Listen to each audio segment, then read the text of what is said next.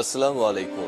সবাইকে স্বাগত জানাচ্ছি। আমি নাসরুল ইসলাম তন্ময়। শুরুতে বিআরবি কেবল সংবাদ শিরোনাম জানিয়ে দেব এই মুহূর্তে হাতে পাওয়া সর্বশেষ গুরুত্বপূর্ণ আপডেট। বাংলা সংবাদ শুরুতেই থাকছে সিলেট সীমান্তের জঙ্গল থেকে সাবেক বিচারপতি মানিক আটক। সুপ্রিম কোর্টের সাবেক বিচারপতি আবুল হোসেন মোহাম্মদ শামসুদ্দিন চৌধুরী মানিককে আটক করেছে বর্ডার গার্ড বাংলাদেশ। রাতে সিলেটের কানাইঘাট উপজেলার সীমান্তবর্তী দনা এলাকা থেকে তাকে আটক করা হয়। বিজিবির জনসংযোগ কর্মকর্তা শরীফুল ইসলাম আটকের তথ্য নিশ্চিত করেছেন। বিজিবি জানায়, সাবেক বিচারপতি মানিক সীমান্ত দিয়ে ভারতে পালিয়ে যাবার চেষ্টা করছিলেন। এ সময় স্থানীয় জনগণের হাতে তিনি ধরা পড়ে যান। এবারে জানাবো মিরসরাইয়ের আশ্রয় কেন্দ্রে ত্রাণের জন্য হাহাকার। স্মরণকালের ভয়াবহ বন্যার কবলে পড়েছে চট্টগ্রামের মিরসরাই। শত শত মানুষ এখনও আটকা। দ্বিতল বাড়িতে আশ্রয় নিয়েছেন অনেকেই। এছাড়া উপজেলার ৭৯টি আশ্রয় কেন্দ্রে অবস্থান নিয়েছেন বন্যা কবলিত লোকজন। তবে বেশিরভাগ আশ্রয় কেন্দ্রই এখন খাবারের সংকটে রয়েছে। জানাবো, বন্যায় এখন পর্যন্ত ১৫ জনের মৃত্যুর সংবাদ, ক্ষতিগ্রস্ত প্রায় অর্ধকোটি মানুষ। চলমান বন্যায় এখন পর্যন্ত দেশের ১১টি জেলায় ক্ষতিগ্রস্ত হয়েছেন প্রায় ৪৮,৬৯,২৯৯ জন। এ মুহূর্তে ১১টি জেলায় মোট ৯,৪৬,৭৬৯টি পরিবার পানিবন্দী রয়েছে। আর এই বন্যায় এখন পর্যন্ত মারা গেছে ১৫ জন।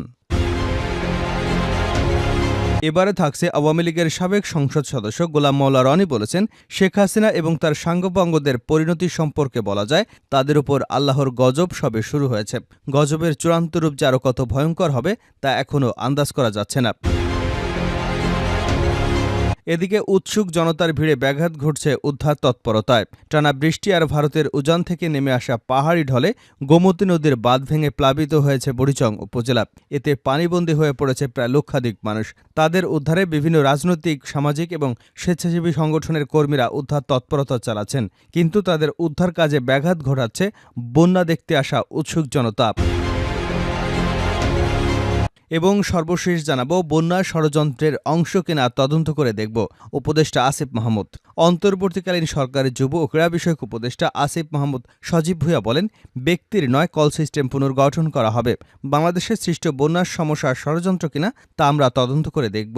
আসলে ফ্যাসিস্ট সরকার গত ১৬ বছরে বাংলাদেশকে খুঁড়ে খুঁড়ে নষ্ট করেছে। আমরা এমন একটা রাষ্ট্রের দায়িত্ব নিয়েছি, রাষ্ট্রের সকল অঙ্গকে ধ্বংস করে দেওয়া হয়েছে, অকার্যকর করে রাখা হয়েছে। আমরা একটা জাতীয় ঐক্যের বাংলাদেশ চাই, তবে বন্যা আমাদেরকে ঐক্যবদ্ধ করেছে। এতক্ষণ শিরোনাম শুনছিলেন, এবার বিস্তারিত। প্রিয় দর্শক, আপনি যদি এই চ্যানেলে নতুন হয়ে থাকেন, ভিডিওটি দেখতে দেখতে চ্যানেলটি সাবস্ক্রাইব করে আমাদের সঙ্গেই থাকুন। আর এই ভিডিও সম্পর্কে আপনি আপনার মূল্যবান মতামতটি কমেন্ট বক্সে জানিয়ে দিন। আর হ্যাঁ প্রিয় দর্শক, জানিয়ে দিন ভিডিওটি কোথা থেকে দেখছেন। সিলেট সীমান্তের জঙ্গল থেকে বিচারপতি মানিক আটক। সুপ্রিম কোর্টের সাবেক বিচারপতি আবুল হোসেন মোহাম্মদ শাহাবুদ্দিন চৌধুরী মানিককে আটক করেছে বর্ডার গার্ড বাংলাদেশ বিজিবি। শুক্রবার ২৩ আগস্ট রাতে সিলেটের কানাইঘাট উপজেলার সীমান্তবর্তী দনা এলাকা থেকে তাকে আটক করা হয়। বিজিবির জনসংযোগ কর্মকর্তা শরীফুল ইসলাম আটকের তথ্য নিশ্চিত করেছেন। বিজিবি জানায়, সাবেক বিচারপতি মানিক সীমান্ত দিয়ে ভারতে পালিয়ে যাবার চেষ্টা করেছিল। এ সময় স্থানীয় জনগণের হাতে তিনি ধরা পড়েন। পরে বিজিবি তাকে আটক করে। এর আগে বিএনপির প্রতিষ্ঠাতা ও সাবেক রাষ্ট্রপতি জিয়াউর রহমান সম্পর্কে আপত্তিকর বক্তব্য করায় সাবেক বিচারপতি মানিকের বিরুদ্ধে ১৯ আগস্ট নোয়াখালী আদালতে মামলা হয়। জাতীয়তাবাদী কৃষক দলের কেন্দ্রীয় কমিটির সাংগঠনিক সম্পাদক রবিউল হাসান পলাশ বাদী হয়ে নোয়াখালী সিনিয়র জুডিশিয়াল ম্যাজিস্ট্রেট ১ নং আমুলে আদালতে মামলাটি দায়ের করেন। মামলার সূত্রে জানা গেছে, জিয়াউর রহমান সম্পর্কে আপত্তিকর মন্তব্য করেন সাবেক বিচারপতি মোহাম্মদ শামসুদ্দিন চৌধুরী মানিক। তিনি বলেছিলেন, জিয়াউর রহমান মুক্তিযোদ্ধা ছিলেন না, ছিলেন পাকিস্তানের চর। জিয়াউর রহমানের ব্যক্তিগত ও রাজনৈতিক পরিচয় মিথ্যাচার সহ কালিমা লেপনের হীন উদ্দেশ্য চক্রান্তভাবে মানহানিকর বক্তব্য দেন তিনি, যা প্রিন্ট এবং ইলেকট্রিক মিডিয়া, সোশ্যাল মিডিয়ায় প্রচারিত হয়। তার এমন বক্তব্যে জিয়াউর রহমান এবং তার পরিবারের সম্মান ক্ষুণ্ণ হয়েছে। বিশেষ করে গত জুলাই মাসে ছাত্র আন্দোলনের সময় চ্যানেল আইতে প্রচারিত টকশোতে মানিক শুদ্ধতা ও কুরুচিপূর্ণ, নারী বিদ্বেষী, অপমানজনক বক্তব্য এবং আচরণ করেন, যা সারা দেশবাসী দেখেছে এবং তা সোশ্যাল মিডিয়াতেও ভাইরাল হয়েছিল।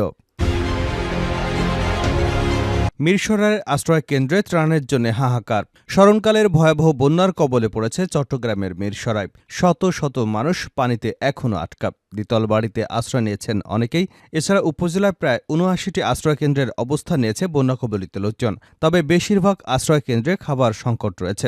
ঢাকা চট্টগ্রাম মহাসড়কের আশপাশের এলাকায় অবস্থিত আশ্রয়কেন্দ্রগুলোতে বারবার খাবার সরবরাহ হলেও ভেতরের আশ্রয়কেন্দ্রে অনেক বাড়িতে খাবার যাচ্ছে না। ফলে এসব কেন্দ্রে খাবারের জন্য হাহাকার করছে মানুষ। বারৈরহাট পৌর বাজারের ব্যবসায়ী সালাউদ্দিন মোর্শেদ বলেন, আমার বাড়িতে প্রায় ৩০০ মানুষকে আশ্রয় দিয়েছি। দুবেলা খাবারের ব্যবস্থা করা হয়েছে। আরও অনেকেই ফোন দিচ্ছেন আশ্রয়ের জন্য, কিন্তু জায়গা না থাকায় আর রাখা সম্ভব হচ্ছে না। সবচেয়ে খারাপ অবস্থা আছে ধুম ইউনিয়নের উত্তর মোবারক ঘোনা সরকারি প্রাথমিক বিদ্যালয়ের আশ্রয়কেন্দ্রে প্রায় ৭০০ মানুষ। সেখানে খাবারের খুবই প্রয়োজন, কিন্তু ভেতরে অবস্থান হওয়ায় কেউ খাদ্য নিয়ে যেতে পারছে না। মিরসরাই উপজেলা নির্বাহী কর্মকর্তা ও উপজেলা প্রশাসক মাহফুজা জেরিন বলেন, বৃহস্পতিবারের তুলনায় শুক্রবার পানির তীব্রতা বেড়েছে। বন্যা কবলিত এলাকায় বিদ্যুৎ সেবা বিঘ্নিত। এখানে মোবাইল নেটওয়ার্ক নেই। এতে উদ্ধারের নিশ্চিত সংবাদ পাওয়া দুরূহ হয়ে পড়েছে। উপজেলার প্রত্যেকটি প্রতিষ্ঠান, ইউনিয়ন পরিষদ, সাইক্লোন সেন্টার সহ সরকারি ভবনগুলোকে আশ্রয়কেন্দ্র ঘোষণা করা হয়েছে। কিন্তু অনেক এলাকায় যোগাযোগ ব্যবস্থার কারণে সময়মতো খাদ্য পৌঁছানো সম্ভব হচ্ছে না। বন্যায় এখন পর্যন্ত ১৫ জনের মৃত্যু, ক্ষতিগ্রস্ত প্রায় অর্ধকোটি মানুষ। চলমান বন্যায় এখন পর্যন্ত দেশের ১১টি জেলায় ক্ষতিগ্রস্ত হয়েছেন প্রায় ৪৮,৬৯,২৯৯ জন। এ মুহূর্তে ১১টি জেলায় মোট ৯,৪৬,৭৭৯টি পরিবার পানিবন্দী। আর এই বন্যায় এখন পর্যন্ত মারা গেছে ১৫ জন। শুক্রবার সন্ধ্যা ৬:৩০টায় দুর্যোগ ও ত্রাণ মন্ত্রণালয়ের বরাত দিয়ে এ তথ্য জানিয়েছে প্রধান উপদেষ্টার প্রেস উইং। চলমান বন্যায় সবচেয়ে বেশি প্রভাব পড়েছে ফেনী জেলায়, সেই সঙ্গে চট্টগ্রাম, কুমিল্লা, নোয়াখালী, সিলেট, মৌলভীবাজার, ব্রাহ্মণবাড়িয়া, লক্ষ্মীপুর, খাগড়াছড়ি ও কক্সবাজার জেলা বন্যার কবলে পড়েছে। এক তথ্য বিবরণীতে জানানো হয়েছে, জেলার হিসাব ছাড়াও বন্যা আক্রান্ত উপজেলার সংখ্যা ৭৭টি। এসব উপজেলা প্লাবিত এবং ক্ষতিগ্রস্ত হয়েছে। সেই সঙ্গে ইউনিয়ন পৌরসভার সংখ্যা ৫৮৯টি। আওয়ামী লীগের উপর গজবের চূড়ান্ত রূপ আন্দাজ করা যাচ্ছে রনি। আওয়ামী লীগের সাবেক সংসদ সদস্য গোলাম মাওলা রনি বলেছেন, শেখ হাসিনা এবং তার সাঙ্গপাঙ্গদের পরিণতি সম্পর্কে বলা যায়, তাদের উপর আল্লাহর গজব সবে শুরু হয়েছে। গজবের চূড়ান্ত রূপ যে আরও কত ভয়ঙ্কর হবে তা এখনও আন্দাজ করা যাচ্ছে না। শুক্রবার দুপুরে নিজের ফেসবুক পেজে দেওয়া এক পোস্টে তিনি একথা বলেন। ওই পোস্টে সাবেক এই সংসদ সদস্য লিখেছেন, জামায়াত নেতা কাদের মোল্লার ছেলের অপরাধ ছিল ফাঁসিতে মৃত্যু হবার পর সে তার পিতার লাশ স্পর্শ করে কেঁদেছিল। তার এই অপরাধে তাকে ধরে নিয়ে জেলে ঢুকানো হয়েছিল। মীর কাশেম আলী ছেলে ব্যারিস্টার আরমানকে কেন আয়নাঘরে ঢুকিয়ে রেখেছিল তা আমরা জানি না, তবে অনুমান করি পিতার জন্য সেই আইনি লড়াই করছিল। আর গোলাম আজম পুত্র ব্রিগেডিয়ার আজমি আয়নাঘরে করুণ কাহিনী শুনলে চোখ দিয়ে পানি চলে আসবে। বিএনপি নেতা সালাউদ্দিন আয়নাঘরে বন্দিদশা এবং পরে ভারতে ফেলে আসার কাহিনী শুনলে শেখ হাসিনা এবং তার সাঙ্গপাঙ্গদের পরিণতি সম্পর্কে বলাই যায়, যাদের উপর আল্লাহর গজব সবে শুরু হয়েছে। গজবের চূড়ান্ত রূপ যে আরও কত ভয়ঙ্কর হতে পারে তা এখনও আন্দাজ করা যাচ্ছে না। বন্যা ষড়যন্ত্রের অংশ কিনা তদন্ত করে দেখব উপদেষ্টা আসিফ মাহমুদ। অন্তর্বর্তীকালীন সরকারের যুব ও ক্রীড়া বিষয়ক উপদেষ্টা আসিফ মাহমুদ সজীব ভুঁইয়া বলেছেন, ব্যক্তির নয়, কল সিস্টেম পুনর্গঠন করা হবে। বাংলাদেশে সৃষ্ট বন্যার সমস্যার ষড়যন্ত্র কিনা তাও আমরা তদন্ত করে দেখব। আসলে ফ্যাসিস্ট সরকার গত ১৬ বছরে বাংলাদেশকে খুঁড়ে খুঁড়ে নষ্ট করেছে। আমরা এমন একটা রাষ্ট্রে দায়িত্ব নিয়েছি, রাষ্ট্রের সকল অঙ্গকে ধ্বংস করে দেওয়া হয়েছে, অকার্যকর করা হয়েছে। আমরা একটা জাতীয় ঐক্যের বাংলাদেশ চাই, তবে বন্যা আমাদের সেই ঐক্যবদ্ধ করেছে। শুক্রবার রাতে নোয়াখালী জেলা প্রশাসক কার্যালয়ে জেলার বন্যা পরিস্থিতি সম্পর্কিত আলোচনা সভায় তিনি এসব কথা বলেন। আসিফ ভুঁইয়া সজীব বলেন, ব্যক্তিকে দোষ দিয়ে লাভ নেই, আমরা বলছি সিস্টেমকে রিফরমেশন করব। তিনি যদি তার ঊর্ধ্বতনকে কাজ করতে না দেখেন তাহলে তিনিও করবেন না, এটাই স্বাভাবিক। তাই উপর থেকে নিচ পর্যন্ত সিস্টেম ঠিক করতে হবে। বর্তমান যে ক্রান্তিকালীন পরিস্থিতি সেটা পাওয়ার পর আমরা সিস্টেম রিফরমেশনে হাত দেব।